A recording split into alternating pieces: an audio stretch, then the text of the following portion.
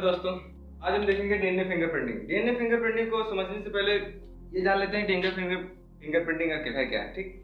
तो DNA fingerprinting को सर्वप्रथम एलेक्स जेफरी ने 1985 ईस्वी में देखा था और उन्होंने देखा क्या था कि उन्होंने एक प्रकार से खोज किया था। तो डीएनए फिंगरप्रिंटिंग ज़्यादा टफ टॉपिक नहीं है, लेकिन चुनिंदा टॉपिकों में से एक है क्लास 12 वाले बच्चों के लिए, ठीक है। तो आइए थोड़ा सा देख लेते हैं आखिर डीएनए फिंगरप्रिंटिंग में क्या क्या प्रोसेस होते हैं और किस प्रकार से होता है। आइए देखते हैं। सर्वप्रथम एक प्रोसेस होता है जिसका नाम है, पहले ही हो जाता है, जिसका नाम है डेंसिटी, उसके बाद ग्रेडियंट फ्यूगेशन। क्या नाम है? डेंसिटी ग्रेडियंट फ्यूगेशन। डेंसिटी ग्रेडियंट फ्यूगेशन एक प्रोसेस होता है जिसके द्वारा हम डीएनए को दो भागों में तोड़ सकते हैं, ठीक है। डीएनए को कितने भागों में तोड़ सकते हैं? दो भागों में तोड़ सकते हैं। पहला है दैट इज डीएनए और दैट इज, ये भी डीएनए था। अब देखिए, डेंसिटी ग्रेडियंट फ्यूगेशन कराया गया प्रोसेस कराने के बाद क्या होगा, डीएनए दो भागों में टूट गया। पहला वाला होता है बल्क डीएनए और दूसरा वाला टूटता है डीएनए, यहाँ पे लिख दीजिए। और नंबर दूसरा वाला टूटता है सैटेलाइट डीएनए, सैटेलाइट डीएनए। हम जानते हैं कि क्या होता है कि बल्क डीएनए का कोई मतलब कि सैटेलाइट डीएनए का कोई कार्य नहीं होता, जबकि यह कार्य करने में हेल्प करता है, कार्य करने में हेल्प करता है ना, पूरा यही कार्य करता है एक प्रकार से।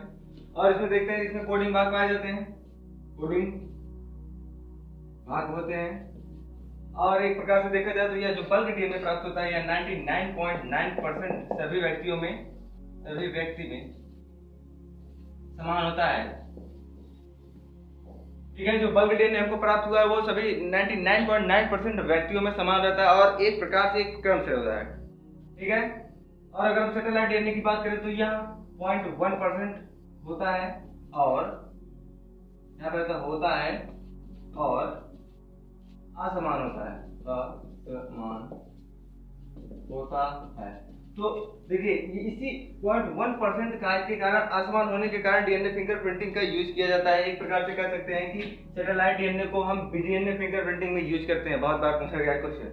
और देख लेते हैं कि यह इसमें यह नॉन कोडिंग भाग होता है, यह नॉन कोडिंग भाग होता है। यहाँ तक क्लियर। और देख लेते हैं कि जैसे कि यह निकम्मा होता है, एक प्रकार से निकम्मा। देखिए, कार्य के आधार पर देख रहे हैं निकम्मा होता है, ठीक, निकम्मा होता है। यहाँ तक क्लियर। अगर हम बात करते हैं कि इसके आगे भी कुछ पॉइंट हैं, जैसे कि सैटेलाइट डीएनए को दो भागों में बांटा जाता है। तो या फिर कह सकते हैं कि सैटेलाइट डीएनए कितने प्रकार से होता है? दो प्रकार से होता है। वो कौन कौन से? आइए देख लेते हैं थोड़ा सा। एक होता है मिनी सैटेलाइट, एक होता है माइक्रो सैटेलाइट। तो हम यहाँ पे लिख सकते हैं TWO, ठीक। पहला है मिनी सैटेलाइट, मिनी सैटेलाइट, और दूसरा है माइक्रो सैटेलाइट, माइक्रो सैटेलाइट। समझ में है? तो पूछा जाता है सैटेलाइट डीएनए कितने प्रकार का होता है, तो आप लोग बता देंगे दो प्रकार का होता है। पहला है मिनी सैटेलाइट, नंबर दूसरा है माइक्रो सैटेलाइट। अब मिनी सैटेलाइट की क्या खासियत होती है और माइक्रो सैटेलाइट की क्या खासियत होती है, इसके बारे में थोड़ा देख लेते हैं। तो जो मिनी सैटेलाइट होता है, यह देखिए एक होता है सीक्वेंस जिसका नाम है रेपिटेटिव सीक्वेंस। तो इस वाले में क्या होता है, जो बल्क डीएनए प्राप्त होता है तो इसमें रेपिटेटिव सीक्वेंस नहीं पाए जाते। क्या लिखेंगे यहाँ पे? रेपिटेटिव सीक्वेंस नहीं, बल्क डीएनए में रेपिटेटिव सीक्वेंस नहीं पाए जाते। अब ये रेपिटेटिव सीक्वेंस क्या होते हैं, तो आइए देख लेते हैं। जैसे मान लो ये हमारा कोई डीएनए है, उसके बाद adenine guanine thymine, adenine guanine thymine, adenine guanine thymine, adenine guanine thymine, adenine guanine thymine, ठीक है। समझ में आया? अब देखिए कौन से अक्षर हैं जो बार बार रिपीट हो रहे हैं। 1 2 3 adenine guanine thymine, adenine guanine thymine, adenine guanine thymine, adenine guanine thymine और एडेनिन ग्वानिन थायमिन, अर्थात यही तीनों ही रेपिटेटिव सीक्वेंस होते हैं। यानी कि जो बार बार आए उसको कहते हैं रेपिटेटिव सीक्वेंस, या फिर हिंदी में कहते हैं पुनरावृत्ति खंड। देखिए एडेनिन ग्वानिन थायमिन बार बार आ रहे हैं ना। अच्छा, इसमें बताइए आप लोग कौन से हैं खंड? Adenine guanine thymine cytosine, adenine, guanine, thymine, cytosine, adenine, guanine, thymine, cytosine, adenine, guanine, thymine, cytosine। बताइए इसमें कौन से रेपिटेटिव सीक्वेंस है? तो यही 4 है, 5, ये 5 है, यानी कि एडेनिन, गुआनिन, थायमिन, साइटोसिन यही पुनरावृत्ति खंड या फिर रेपिटेटिव सीक्वेंस होते हैं। तो बल्क डीएनए में जो ये रेपिटेटिव सीक्वेंस होता है वो नहीं पाया जाता है। तो बात करते हैं पाया किसमें जाता है, तो सैटेलाइट डीएनए में रेपिटेटिव सीक्वेंस पाए जाते हैं, रेपिटेटिव सीक्वेंस पाए जाते हैं। ठीक है, क्या होते हैं कि जो हमारा सैटेलाइट डीएनए होता है उसमें रेपिटेटिव सीक्वेंस पाए जाते हैं। अब बात करते हैं यहाँ पे माइक्रो और मिनी। ठीक है, तो इसमें आप लोग बताइए कि कौन सा छोटा होगा, ये आप सबके लिए क्वेश्चन। तो यहाँ पे देखिए इसमें रेपिटेटिव सीक्वेंस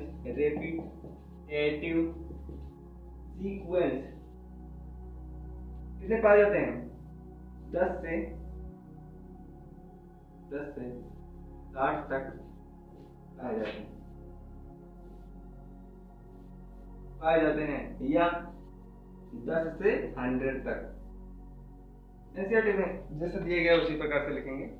तो इसमें जो रेपिटेटिव सीक्वेंस पाए जाते हैं वो 10 से 60 तक। मतलब क्या कहने का तात्पर्य है, यहाँ पे देखिए कहने का तात्पर्य यह है कि 10 के बाद रेपिटेटिव सीक्वेंस पाए जाएंगे। यानी कि जैसे मान लीजिए adenine, guanine, thymine, cytosine, guanine, thymine, cytosine, guanine, thymine, 1 2 3 4 5 6 7 8 9 10, यहाँ तक 10 हुआ।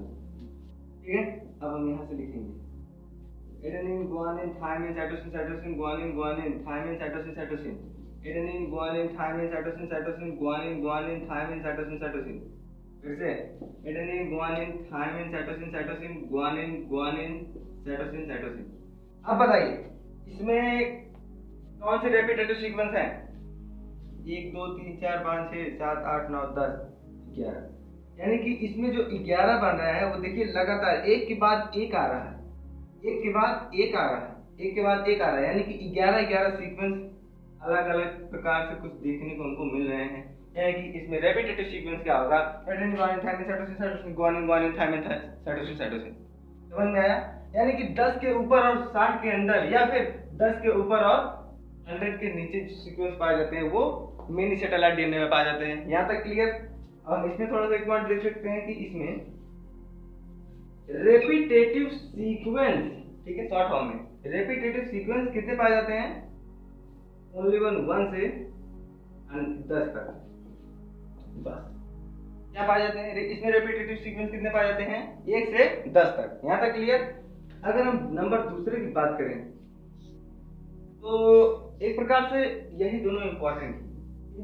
इसको हम कहते हैं शॉर्ट टेंडम रिपीट, STR, यानी कि SHORT, शॉर्ट टेंडम रिपीट। अब इसको क्या कहते हैं? इसको थोड़ा सा हमको मिटाना पड़ेगा। इसको कहते हैं वेरिएबल VNTR,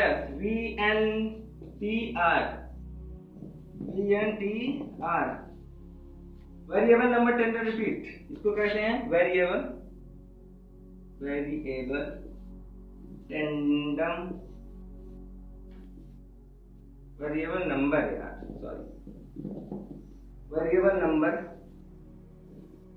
टेंडम रिपीट। क्या कहते हैं? वेरिएबल नंबर टेंडम रिपीट कहते हैं। VNTRS पूछा जाता है एक नंबर में, VNTRS किस डीएनए को कहते हैं? तो आप मिनी सैटेलाइट डीएनए को कहते हैं। और शॉर्ट टेंडम रिपीट यानी STR किसको कहते हैं? तो माइक्रो सैटेलाइट डीएनए को कहते हैं। यहाँ तक कोई कंफ्यूजन नहीं होनी चाहिए। चलिए आगे चलते हैं, आगे देखते हैं कि डीएनए फिंगरप्रिंटिंग में मिनी का प्रयोग होता है या फिर माइक्रो का प्रयोग होता है। तो वो है माइक्रो सैटेलाइट का मतलब समझ रहे हैं आप? माइक्रो सैटेलाइट का प्रयोग डीएनए फिंगरप्रिंटिंग में किया जाता है और इसका प्रयोग नहीं किया जाता है। ठीक है, कर सकते हैं, ऐसी बात नहीं है, लेकिन जो अधिकतर होता है उसको STR मतलब शॉर्ट टेंडम रिपीट, जिसमें कम बार रिपीट होते हैं उसका प्रयोग हम डीएनए फिंगरप्रिंटिंग में किया जाता है। ठीक है, अगर एक मैथ के फार्मूले से देखा जाए या फिर फिजिक्स के फार्मूले से देखा जाए, इसकी घात कितनी होती है? 10 की पावर -3 और इसकी पावर होती है 10 की पावर -6। तो आप लोग बताइए कौन सबसे बड़ा है, कौन सबसे छोटा है? सबसे छोटा ये ना, माइनस में उल्टा होता है ना, आइए उसके बाद देखते हैं नंबर फर्स्ट वाला जो प्रोसेस था उसको बोलते थे डेंसिटी ग्रेडियंट फिब्रेशन। डीएनए दो भागों में डिवाइडेड हुआ, bulk DNA, satellite DNA. Satellite DNA में रेपिटेटिव सीक्वेंस पाए जाते हैं, इसमें रेपिटेटिव सीक्वेंस नहीं पाए जाते हैं। यह 99.9 सभी व्यक्तियों में समान होता है, यह 0.1% भी समान नहीं होता, मतलब कि अलग होता है। यह मतलब कि अगर ये कहें कि यह 99% पाया जाता है और यह 0.1% पाया जाता है, बस एक कार्य करने में हेल्प करता है, यह कार्य करने में नहीं होता, निकम्मा होता है। कोडिंग भाग किसको कहते हैं, नॉन कोडिंग भाग इसको कहते हैं। समझ में आया? यह दो प्रकार का होता है सैटेलाइट डीएनए, मिनी और माइक्रो सैटेलाइट। इन दोनों में से माइक्रो सैटेलाइट का यूज डीएनए फिंगरप्रिंटिंग में किया जाता है। तो number first, process number first यानी कि स्टेप नंबर फर्स्ट में क्या देखते हैं, स्टेप फर्स्ट में यही देखेंगे कि डाइजेशन बाय, यहाँ पे लिख सकते हैं, क्या लिख सकते हैं, डाइजेशन बाय रिस्ट्रिक्शन एंडोन्यूक्लियस। ठीक है,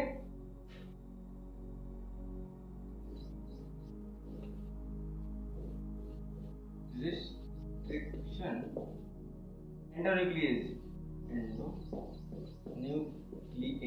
ठीक है, डाइजेशन बाय रिस्ट्रिक्शन एंडोन्यूक्लियस। अब ये रिस्ट्रिक्शन एंडोन्यूक्लियस क्या होता है यार ना, तो देखिए यहाँ पे देखिए डीएनए को काटने वाला एंजाइम, डीएनए को काटने वाला एंजाइम रिस्ट्रिक्शन एंडोन्यूक्लियस नामक एंजाइम कहलाता है, और डीएनए को जोड़ने वाला एंजाइम वो होता है डीएनए लाइकेज होता है। यहाँ तक मामला फिट होना चाहिए।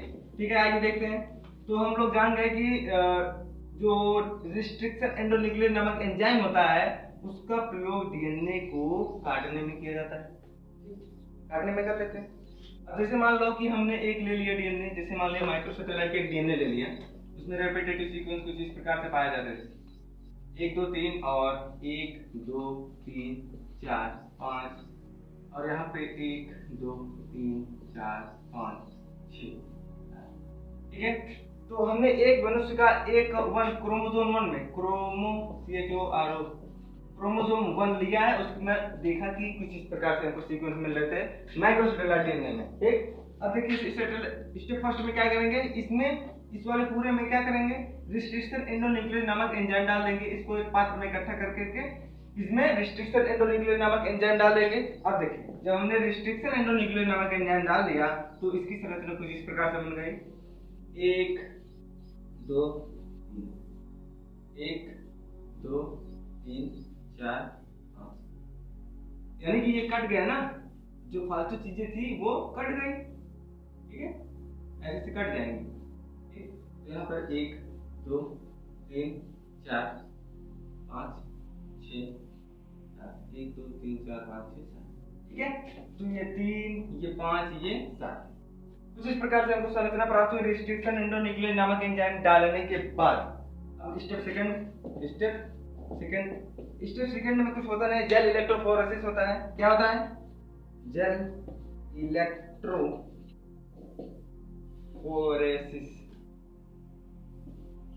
जेल इलेक्ट्रोफोरेसिस क्या होता है, हम कुछ जानते हैं? जी हाँ, जानते हैं। यहाँ पे देखिए एक प्याले नुमा संरचना होती है, या फिर कहते हैं एक बॉक्स होता है। ठीक है, समझने के लिए भाई एक बॉक्स होता है। अब बॉक्स में क्या होगा कि इसमें एक तरफ माइनस लगा देंगे हाई पावर की वोल्टेज वाली बैटरी, एक तरफ प्लस लगा देंगे हाई पावर वाली वोल्टेज। अब देखिए इसमें क्या होगा कि यहाँ पे ये जो क्रोमोसोम है इन्हीं को ला के रख देते हैं भाई। चलो हमने कहा कि भाई चलो रख देते हैं, अब रख दिया, विभिन्न प्रकार के क्रोमोसोम आए थे। अब क्या होगा कि इसमें एक जेल डालते हैं जिसका नाम है एगरोस जेल। एक जेल होता है जिसका नाम है एगरोस जेल, एगोरेस जेल। कौन सा जेल है, एगरोस जेल है। अब एगरोस जेल में क्या होता है कि छोटे छोटे पोर्स होते हैं, छोटे छोटे छिद्र होते हैं, उन्हीं में से डीएनए आगे की ओर भागने का प्रयास करता है। ठीक है, तो हम इसमें क्या डाल देंगे, जेल, एगरोस जेल डालेंगे, एगरोस जेल डाल देंगे। अब एगरोस जेल डालने के बाद क्या होगा कि ये जो डीएनए है, अब जब करंट भी प्रोवाइड करेंगे, क्या करेंगे, जब एगरोस जेल डाल देंगे, चलो भाई हमने एगरोस जेल मान लो डाल देते हैं। ठीक है, डाल दिया। अब क्या होगा कि हम इसमें करंट को प्रोवाइड करेंगे, यानी प्लस और माइनस। अब क्या होगा कि जो डीएनए है, डीएनए किसकी ओर भागेगा, प्लस की ओर भागेगा, प्लस की ओर भागेगा ना, किसमें भागेगा, तो एगरोस जेल के छोटे छोटे जो पोर्स होते हैं उसमें भागेगा। ठीक, तो आइए देखते हैं संरचना किस प्रकार से प्राप्त होती है। ये हो गया हमारा बॉक्सा। अब देखिए हमने बताया कि जो छोटे छोटे डीएनए होते हैं, हमने नहीं बताया होता है कि जो छोटे छोटे डीएनए होते हैं वो बड़ी तेजी के साथ भागते हैं, और जो बड़े होते हैं भोदू टाइप के वैसे लटक जाते हैं। ठीक, कोई मतलब है नहीं उनका। वैसे भी देख लो यार, अगर साथ में दौड़ा दो किसी आदमी को तो क्या होगा, मतलब ढेर सारे आदमी दौड़ा दो, जो भोदू टाइप का होगा या फिर जो कहें कि आलसी टाइप का होगा उसी में रह जाएगा वहीं पे। उसके बाद जो इस तरह के मारे इस तरह से जो पातर के डुप्लीकेट है तरह से आगे निकलेंगे। तो यही वही प्रक्रिया यहाँ पर भी होती है कि एक प्रकार से जो पोर होता है, पोर में जो छोटे छोटे डीएनए होते हैं वो बड़ी तेजी के साथ भागते हैं, बड़ी तेजी के साथ भागते हैं। लेकिन जो छोटे छोटे डीएनए होते हैं, लेकिन जो बड़े वाले डीएनए होते हैं इसी में ससक जाते हैं। 1 2 3 4 5 6, और ये वाला क्या था 1 2 3 4, और इसमें क्या 3 2। समझ में आया? जिसमें रेपिटेटिव सीक्वेंस जैसे जिस प्रकार से नाइट्रोजन बेस थे, उसमें जो नाइट्रोजन बेस की संख्या बहुत ज्यादा थी, यानी कि जो ज्यादा लंबे थे वो वहीं रह गए, और जो छोटे थे थोड़ा सा दूर गए, जो बहुत छोटे थे और दूर चले गए। यही तो होगा, यही होगा ना। तो यही प्रक्रिया होती है उस वाले पोर में, यानी कि पोर में जो थोड़ा सा सही होगा वही तो तेज भागेगा। तो वही प्रक्रिया यहाँ पर भी होती है कुछ इस प्रकार से। अब जेल इलेक्ट्रोफोरेसिस हो गया है। जेल इलेक्ट्रोफोरेसिस के बाद आते हैं स्टेप थर्ड में होता है ब्लॉटिंग। ठीक है, अब ब्लॉटिंग क्या होती है? तो ब्लॉटिंग एक प्रकार की प्रक्रिया होती है जिसमें जो छाप प्राप्त हुई है, जेल इलेक्ट्रोफोरेसिस के जरिए जो छाप प्राप्त हुई है उसको नाइट्रोसेल्युलोज पेपर पर उतारना, ये ब्लॉटिंग कहलाता है। यानी कि ब्लॉटिंग हम किसे कह सकते हैं कि जेल इलेक्ट्रोफोरेसिस द्वारा जो छाप प्राप्त हुई है या फिर जो संरचना मिली है, ठीक, जो जेल इलेक्ट्रोफोरेसिस में प्रक्रिया हुई है उसकी छाप को एक नाइट्रोसेल्युलोज पेपर पर उतारना क्या कहलाता है? ब्लॉटिंग कहलाता है। मतलब कि छाप को किस पे उतारते हैं? तो नाइट्रोसेल्युलोज पेपर होता है, नाइट्रोसेल्युलोज पेपर होता है, नाइट्रोसेल्युलोज पेपर होता है। ठीक है, समझ में आया? अब सदर्न ब्लॉटिंग प्रक्रिया क्या होती है? एक पॉइंट आता है कि सदर्न ब्लॉटिंग प्रक्रिया क्या होती है। तो सदर्न ब्लॉटिंग प्रक्रिया वही होती है जो ब्लॉटिंग होती है, यानी कि जेल इलेक्ट्रोफोरेसिस के जरिए उस छाप को एक नाइट्रोसेल्युलोज पेपर पर उतार करके देखना क्या कहलाता है? क्या कहलाता है? सदर्न ब्लॉटिंग प्रक्रिया। लेकिन उस छाप को देख पाना क्या कहलाता है? तो वो है ऑटोरेडियोग्राफी। ठीक है, तो देखिए भाई, ये था हमारा जेल इलेक्ट्रोफोरेसिस, और जैसे मान चलते हैं ये है हमारा नाइट्रोसेल्युलोज पेपर। ये हमारा नाइट्रोसेल्युलोज पेपर है और इसमें मैंने जेल इलेक्ट्रोफोरेसिस कराया है। अब इसको जो है ऐसे छाप करके उतारना। अब जो चित्र है इसमें हमारा छप गया, यानी नाइट्रोसेल्युलोज पेपर में आ गया। अब नाइट्रोसेल्युलोज पेपर में जब आ जाता है जिसको कहते हैं ब्लॉटिंग। ठीक, तो इसमें यूज किसका किया जाता है? नाइट्रोसेल्युलोज पेपर या स्ट्रॉन्ग पेपर होता है। ठीक है, तो अगली प्रक्रिया आती है स्टेप नंबर 4। देखिए स्टेप 4 में क्या होता है? स्टेप 4 में होता है ऑटो रेडियोग्राफी।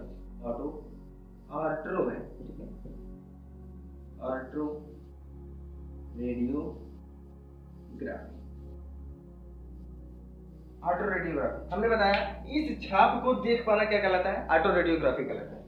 छाप को देख पाना, बस छाप को देख पाना। अब भाई कैसे दिखेगा? या ओरिजिनल फॉर्म में। अच्छा, इस छाप को उतार लिए हैं जिसका नाम है नाइट्रोसेल्युलोज पेपर। अब इस पेपर का क्या नाम है? नाइट्रोसेल्युलोज पेपर।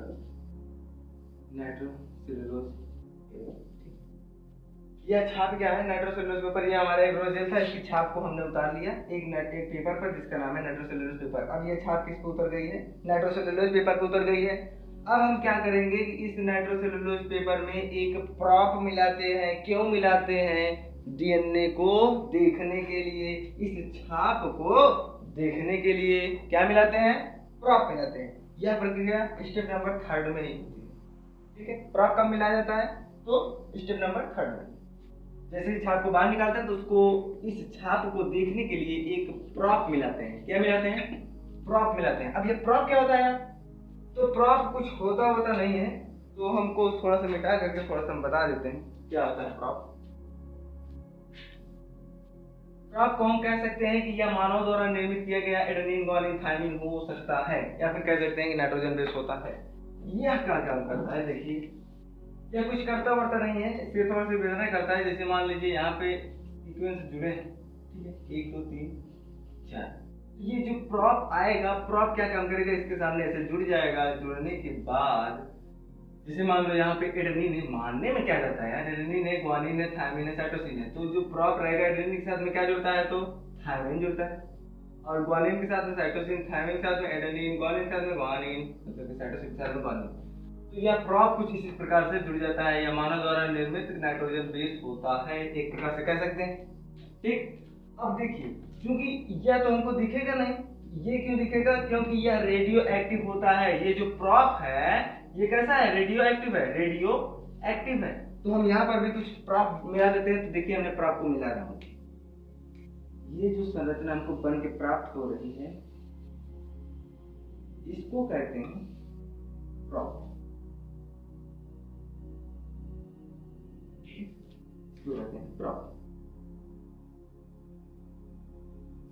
प्रॉप क्यों मिलाया जाता है, क्योंकि इस छाप को देखने के लिए प्रॉप मिलाया जाता है। क्योंकि इस वाली, ये वाली तुमको दिखेगी नहीं, ये वाली हमको दिखेगी नहीं, जो रेडियो एक्टिव है वही दिखेगी एक्सरे किरण के सापेक्ष में।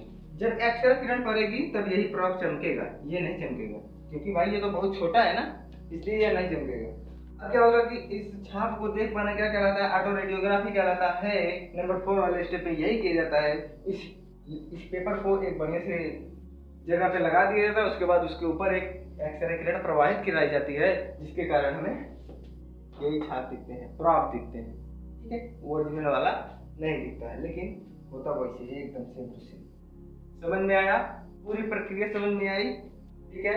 जैसे मान लीजिए एक पॉइंट की ओर से समझते हैं, थोड़ा सा मिटाना पड़ेगा, स्क्रीनशॉट ले लीजिए, देख लेते हैं कि समझने के लिए पॉइंट लेते हैं। जैसे मान लीजिए कि 3 लोग हैं, 3 लोगों में से हमको मर्डर के ऊपर तक, मतलब कि 3 लोगों में, यानी सोनू एक दिन है, प्यारे और लाल, 3 लोग हैं। 3 लोगों में हमको ये देखना है कि मर्डर का कौन सा है, ठीक है। हमको देखना है भाई कि कौन मर्डर किया है, ठीक है, अपराधी को पहचानने के लिए।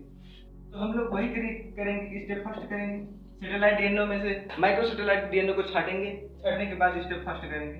स्टेप पहले वाले में देखेंगे, स्टेप पहले वाले में मैंने बताया था रिस्ट्रिक्शन एंडोन्यूक्लियस डालेंगे, ठीक है, रिस्ट्रिक्शन एंडोन्यूक्लियस, ठीक है, शॉर्ट फॉर्म में लिख रहे हैं। रिस्ट्रिक्शन एंडोन्यूक्लियस डालने के बाद हमको डीएनए की संरचना कुछ इस प्रकार से मिल जाएगी, यानी कि ऊपर वाला कट जाएगा कुछ इस प्रकार से, और ये भी कट जाएगा, किनारे किनारे जितने फालतू चीजें हैं वो सब कट जाएंगे। एक, उसके बाद 1 2 3, बहुत ही शॉर्ट फॉर्म में देखेंगे, 1 2 3, 1 2 3 4, उसके बाद 1 2 1 2 3 4 5 3 3 6, ठीक है।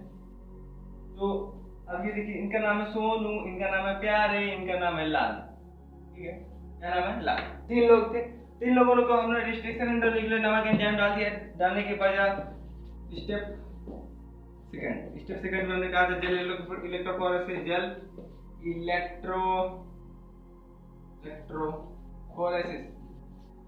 जेल इलेक्ट्रोफोरेसिस में क्या देखने को मिलता है, जेल इलेक्ट्रोफोरेसिस में हमने 3, अब की बार 3 लेना, 3 प्याला लेना पड़ेगा, और थोड़ा सा बड़ा बड़ा लेना पड़ेगा, 1 प्याला, 2 प्याला, 3 प्याला। जेल इलेक्ट्रोफोरेसिस में हम देखते हैं कि जो बड़े वाले डीएनए होते हैं कुछ इस प्रकार से यहीं पर रह जाते हैं, यहाँ पे minus minus minus plus plus plus तीनों में, ठीक है। तो यहाँ पहला वाला देखेंगे कि जो छोटे वाला डीएनए कूद करके बहुत तेजी के साथ बाहर निकलेगा, और जो थर्ड वाला डीएनए था, थर्ड वाला डीएनए यहाँ पे आ गया, और ये वाला जो था उसको इस प्रकार से, और 1 2 3 1, और ये वाला देखेंगे तुम इस प्रकार से, और 1 2 3 4 5 6, इस प्रकार से हमको जेल इलेक्ट्रोफोरेसिस कराने पर संरचना प्राप्त हुई। अब क्या करेंगे, स्टेप नंबर स्टेप थर्ड करेंगे। स्टेप थर्ड में नाइट्रोसेलुलोज पेपर होता था जिसको बोलते थे ब्लॉटिंग। इसमें कौन सा पेपर का यूज होता था? तो नाइट्रोसेलुलोज पेपर। नाइट्रोसेलुलोज पेपर पे तीनों की छाप उतार लेते हैं, हाँ चलो उतार लिए। अब लेकिन उस छाप में क्या करेंगे? चलो भाई हमने नाइट्रोसेलुलोज पेपर तीनों ले लिया, मान लेते हैं क्या बार बार बनाए, इसी को नाइट्रोसेलुलोज पेपर कह देते हैं, ठीक है, इसको बोल देते हैं नाइट्रोसेलुलोज पेपर, ठीक है। अब ये तीनों क्या हो गया हमारे नाइट्रोसेलुलोज पेपर। अब इसको देखने के लिए इसमें एक प्रोप मिलाया जाता है ना, वो रेडियो एक्टिव होता है। क्यों वो रेडियो एक्टिव होता है? क्योंकि भाई रेडियो एक्टिव होता है।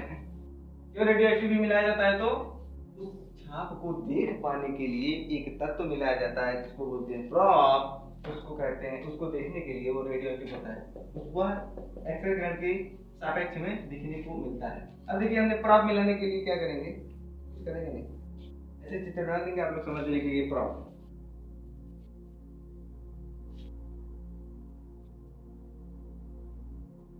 प्रोप क्या होता है? इसके बगल में जाकर के जुड़ जाता है, ठीक है। हाँ तो प्रोप भी मिला दिए। अब स्टेप फोर में क्या होगा? ऑटो रेडियोग्राफी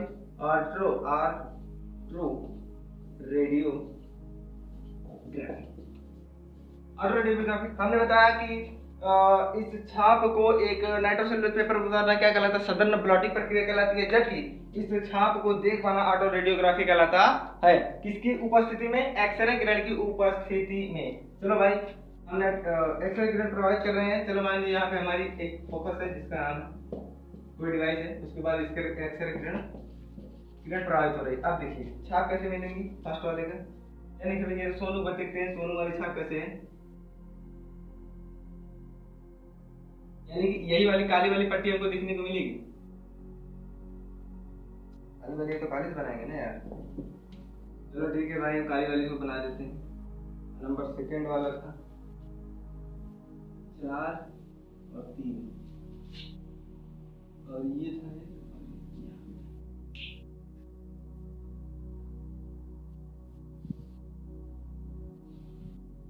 अब देखिए कि जो मर्डरर है, मर्डरर का अगर मान लीजिए मर्डरर पहले वाले से मेल खाता है, उसकी वाली पट्टी तो पहला वाला मर्डरर बता देंगे।